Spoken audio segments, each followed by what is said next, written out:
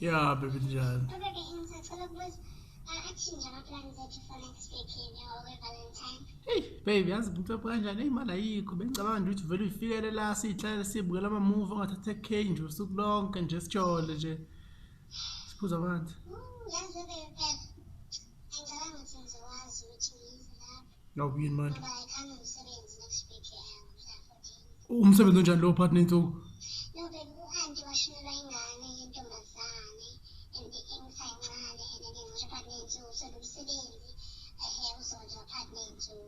No, hayi it's fine umsebenzi yengane iyashesha ukuphela ngo-11 zobusuku lapha phela. No way, ena-ke kuzoba emva komncilokhuza umsebenzi uzoba ne-after tears. After tears yani andilanga ukwenza after tears emva komncwabo nto after tears manje yenjani after tears uqonda ne-Valentine ungenzi silima mina Smawu yazi ungenzi silima uyazi wena nge-Valentine uzobudla nami sibuka ama-movie ongathatha ekhe uyazi if ukuthi akubi njalo i-after tears izoba i-after tears yakho sekikubhola usukhambe uyazi ungenzi silima mina ma usakhona lapha ekhona ya ungasawuthinti lapha ekhona loyo wena uzala nge-Valentine ungenzi silima mina uyazi Man, when you have a boy, man, talk about what I'm assaulting. I don't think you have to worry about the time.